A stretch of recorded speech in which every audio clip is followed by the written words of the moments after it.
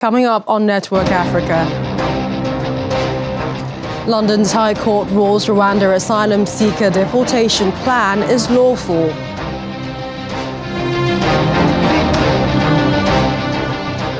Secretary General Antonio Guterres lauds Ethiopia peace plan as instance of successful diplomacy.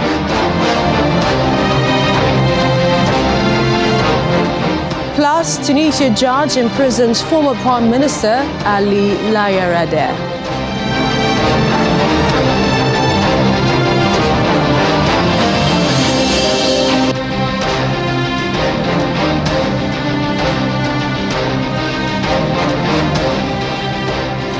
Welcome to the programme. I'm Millicent Walker in Lagos. We begin with a ruling from London's High Court that Britain's plan to send migrants to Rwanda is lawful. Well, this spells victory for Prime Minister Rishi Sunak, who has made a high-stakes political promise to tackle the record number of migrants arriving in small boats. The policy, which was announced in April, would involve Britain sending tens of thousands of migrants who arrive on its shores to more than 4,000 miles away to Rwanda.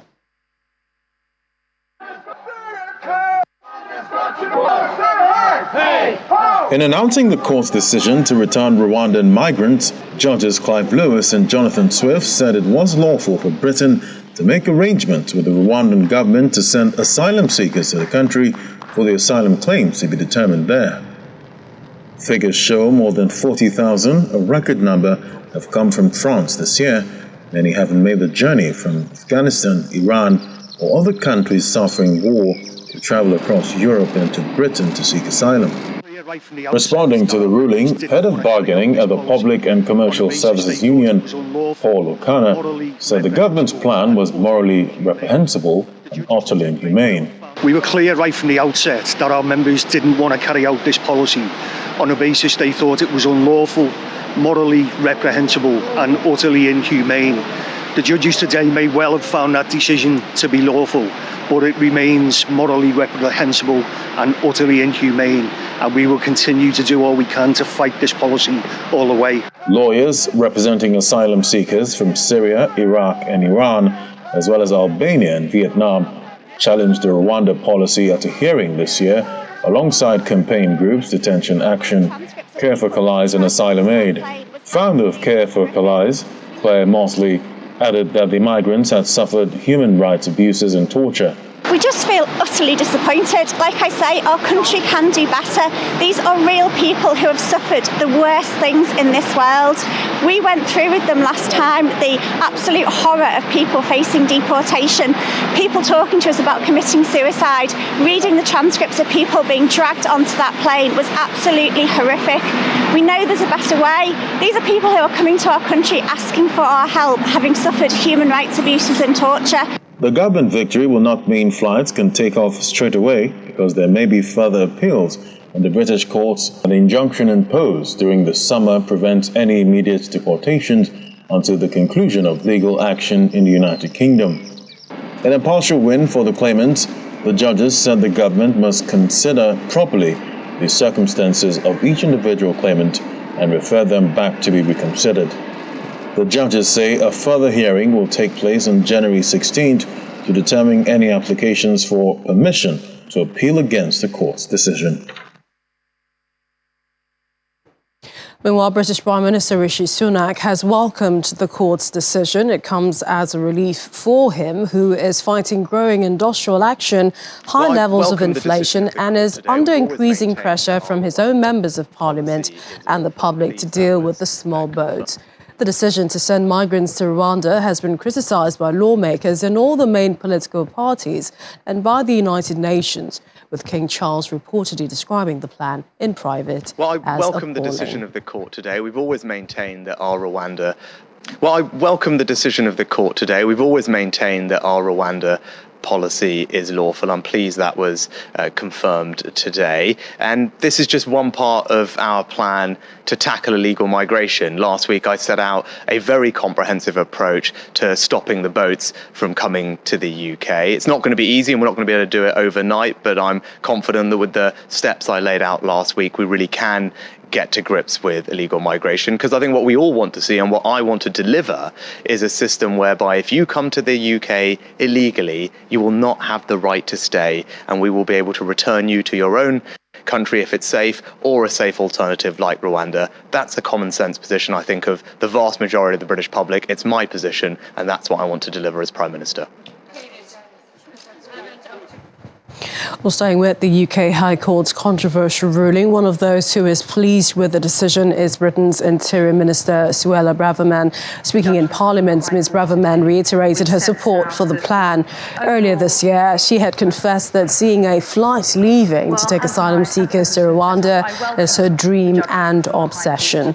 The judges ruled that the plan complied with the government's obligations under the 1998 Human Rights Act and the 1951 United Nations Refugees Convention. The High Court today, which sets out that I welcome the judgment from the High Court today, which sets out that the overall policy relating to Rwanda is lawful. It's in line with our international law agreements, and it is a rational policy choice that the UK government has taken. And when it comes to migration, I'm incredibly proud of what this government has achieved so far. The groundbreaking agreement with Rwanda, compassionate, pragmatic, lawful, a plan to go further and deal with the problem. I won't apologise for telling the truth about the scale of the challenge that we are facing when it comes to illegal migration. And I will also reiterate my absolute commitment to delivering upon the groundbreaking agreement that we have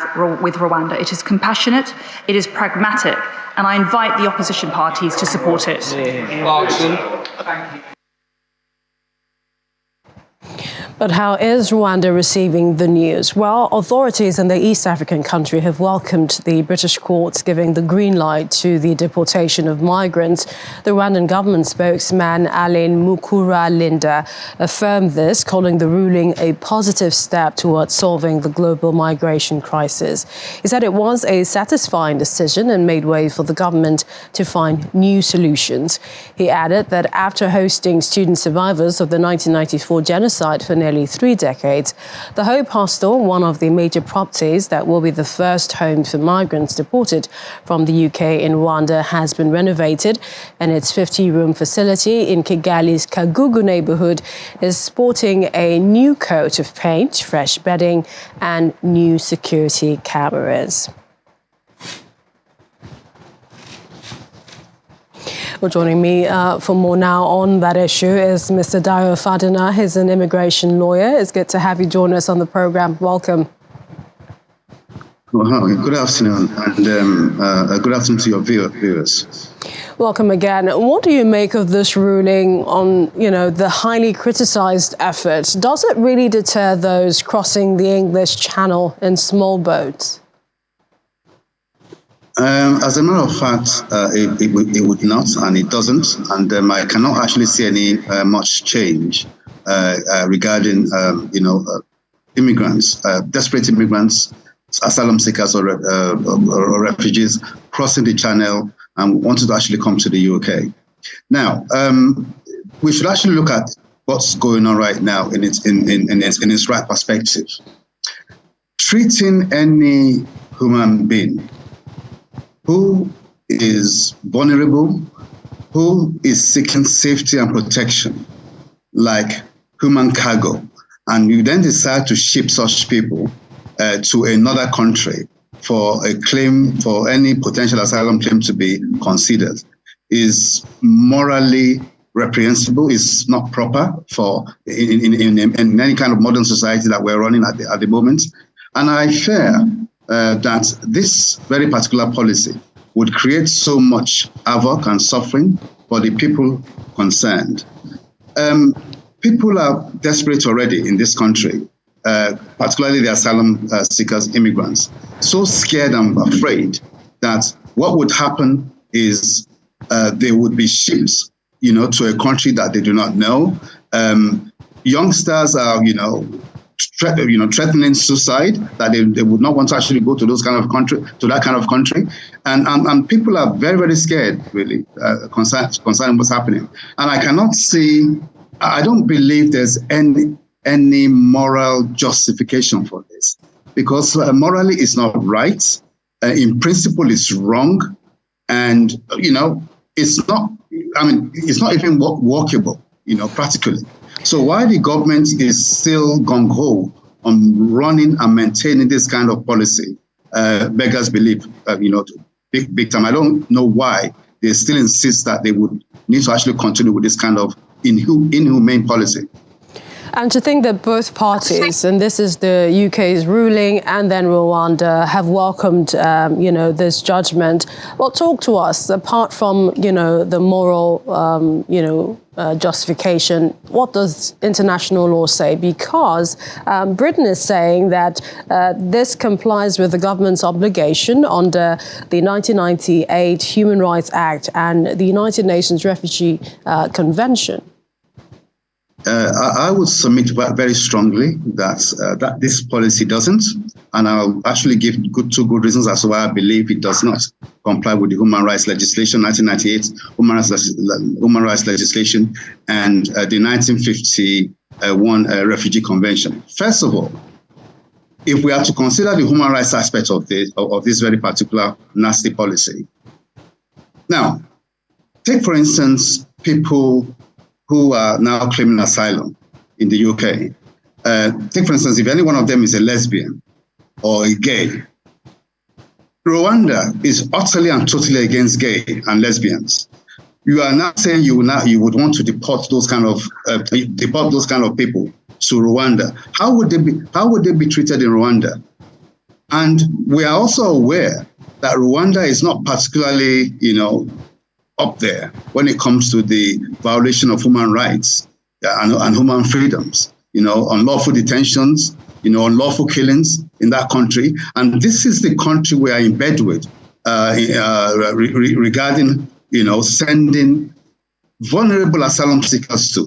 Rwanda is not very particularly, very, very good with human rights and human freedoms. So why they should be sending vulnerable people to that kind of country on the basis that they feel that they will be safe if their claims are being considered there, and if it's the case that they need to now start living in Rwanda, it beggars belief. I'm totally shocked that any court of law, for that matter, would maintain that whatever this very particular government policy is in line with the 1998 Human Rights Act and the 1951 Refugee Convention. It's not, as far as I'm concerned. And I could see a challenge regarding this, and I could see this case going all the way to the High Court. And I don't believe any plane would be leaving for Rwanda until all legal actions and proceedings are concluded on this matter. We'll be talking to you in the future. We want to appreciate your time. Thank you so much, Mr. Dio Fadino, immigration lawyer. Thank you for joining us on Network Africa. It's a pleasure. Thank you very much. Thank you. Well, we'll go to other stories now. It was his final press encounter for 2022. Secretary General Antonio Guterres said that it isn't a time to sit on the sidelines, but a time for resolve, determination, and even hope. Speaking to journalists, Mr. Antonio Guterres said despite the limitations and long odds that they are working to push back against despair, to fight back against disillusion, and to find real solutions. The UN Secretary General also cited recent developments in Ethiopia as an instance of successful diplomacy this year.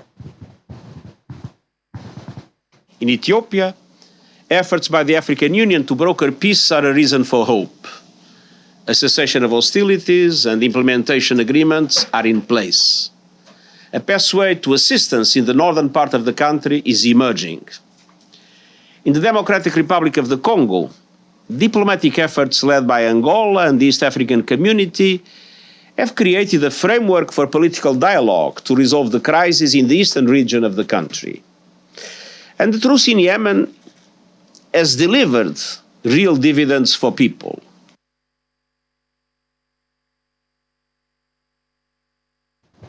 UN Secretary General Antonio Guterres still ahead on Network Africa.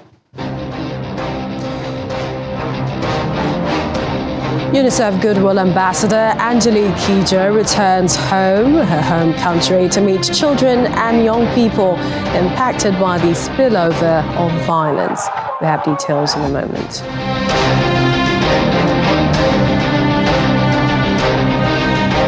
Welcome back. Now to aviation, where Ethiopian Airlines expect its passenger business to recover to pre-pandemic levels in its financial year ending in June. The chief executive officer of the airlines, Mesfin Bekele, says Africa's biggest carrier will ferry 12.7 million passengers during the year, up from 8.6 million in the previous financial year and 12.1 million before the pandemic struck. He attributed the forecast to lifting of restrictions of movement around the world, the carrier's own expansion in terms of new planes and destinations, and a peace deal signed last month and a 2-year conflict north of the country. Ethiopia has fared much better than other African carriers, Ethiopian Airlines, during the pandemic, thanks to its cargo business that was able to compensate for a steep drop in passenger traffic. In the fiscal year that ended in June 2022, we carried 8.6 million passengers, but pre-COVID in 2019, we carried 12.1 million passengers.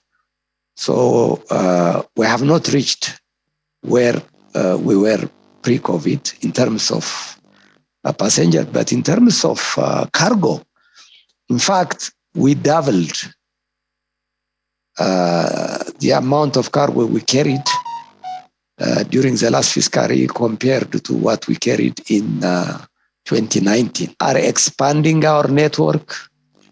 We have added new destinations and we will be adding some more destinations during the year.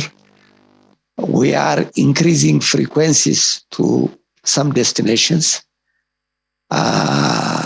All these things combined together will help us to enhance our level of operation and at the same time increase the number of passengers we carry and cargo we transport.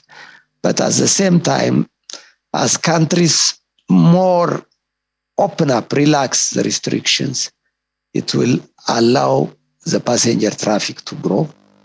That will enable us to increase overall our operation and our revenue. Let's head to South Africa, where high school pupils from across the continent have been airing their views at the Johannesburg International Public Speaking Competition. The competition, known as the Johannesburg Summer Holiday Open, comprises group debates and individual speaking components. Among countries that took part in this year's tournament are Tanzania, Kenya, Botswana, Zimbabwe, and South Africa. And the grand finale was held at the City Council chamber. Speaker of the Johannesburg City Council, Councillor Colin Makubele, praised their efforts of participants getting to the finals and encouraged African leaders to give space for the minds and voices of young people. The debate topic was on the importance of prioritizing the establishment of smart cities, while the individual public speaking contestants tackled various topics. Tamara Dao from Tanzania spoke about how the COVID-19 pandemic led her to public speaking, something she never showed interest in. Now, for the longest time, I was confused. But our school decided that instead of trying to force us not to play these sports, they would try to encourage us to get it into other things, such as debate and public speaking. Personally, first thing that came into my mind was no thank you. The AOSDC came, and I wasn't planning on participating. But after a lot of encouragement, I decided that I should give it a try. So I did end up going to the AOSDC, and the second I gave my first public speaking and debating speech, I said, damn, I'm good.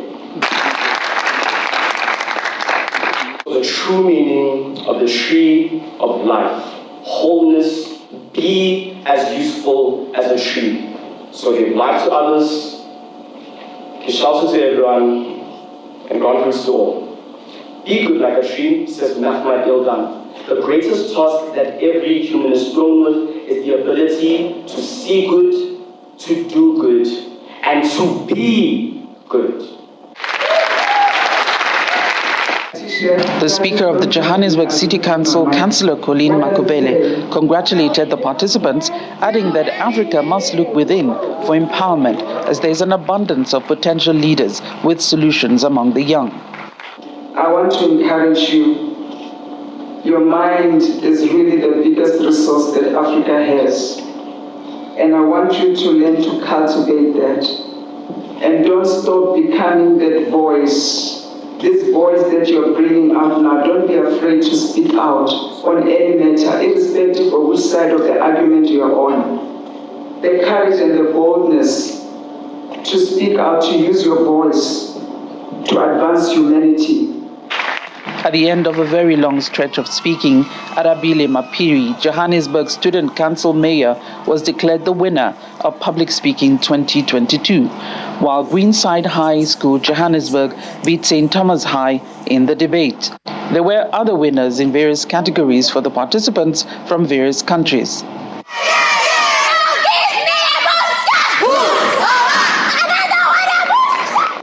We also got to speak to some participants, and they shared some of the highs and lows in the competition. I'm extremely excited because it's been a tough ride, you always have to work hard to achieve your dreams, and nonetheless, me and my team have worked effortlessly hard with the help of our coaches and everything. Today is a dream come true. Today was just a reward for all of our sacrifices we made. What I gained from this contest is how important me practicing how to speak, improving my skills, as well as how improving my techniques and how to speak and different aspects of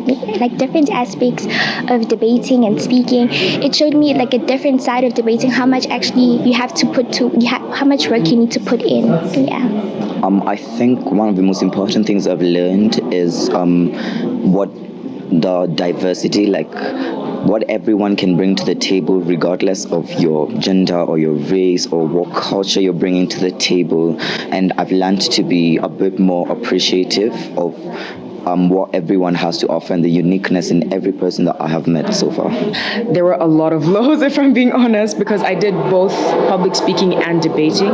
So for debating, we took a lot of losses. And then even for public speaking, there were some instances where I didn't really know what to do for that particular topic. So I really had to think long and hard. But I think in the ending, it was all worth it, considering where I'm at right now. Today, I feel very, very proud to be an African. When I looked at these kids debating, making speeches, thinking through issues, analyzing, bringing critical arguments, it told me that Africa really, we've got resources in the minds of our young people, very bright, very smart, and ready actually to lead.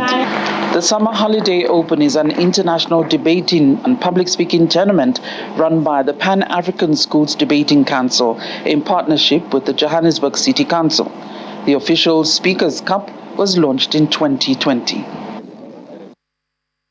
Celebrating the voices of young people. Over to Tunisia, its anti-terrorism judge has imprisoned Ali Larayed, a former prime minister and senior official in the Islamist opposition Ennahda party. Lawyers say he made the decision after hours of investigation into suspicions of sending jihadists to Syria. In a statement, Ennahda denied accusations of terrorism, calling it a political attack on a foe of President Said to hide the catastrophic failure of the elections. According to the head of the Electoral Commission, only 11.2% of Tunisian voters cast ballots in Saturday's parliamentary elections after most political parties boycotted the vote as a charade to shore up President Said's power. After the turnout figures were announced, major parties among them, the Salvation Front, which includes Ennahda, its arch-rival, the Free Constitutional Party, said Said had no legitimacy and should step down, calling for massive protests. Ennahda, the main opposition party, has accused Said of an anti-democratic democratic coup since he seized most powers last year, shutting down the parliament and moving to rule by decree, powers he has largely formalized with a new constitution ratified in a July referendum.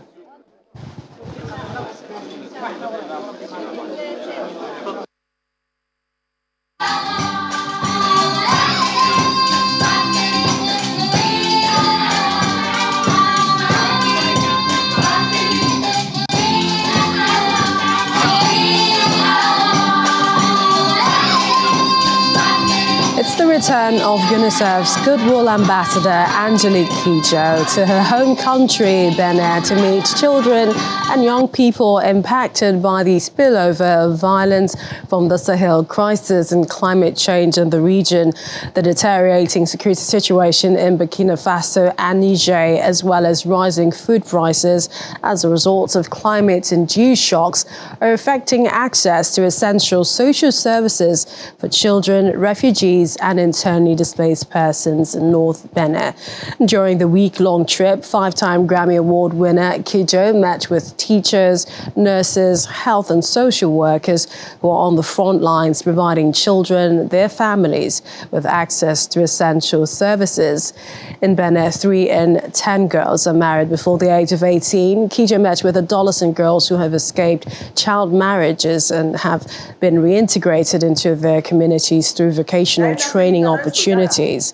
Also, she visited a nutrition center in Tangueta to see how health workers and mothers use local ingredients to prepare nutritious food to treat malnourished children, and how UNICEF's supply of ready-to-use therapeutic food, a nutrient-rich peanut-based paste, is helping to save these children's lives. She's returning to Benin while celebrating 20 years as a UNICEF Goodwill Ambassador. In 2017, Kidjo joined forces with 7 of Benin's greatest artists to produce a song calling for the elimination of child marriage, and in 2020, she recorded a new version of Miriam Makeba's Pata Pata to help spread awareness about preventing COVID-19. This is her first mission with UNICEF since the coronavirus pandemic.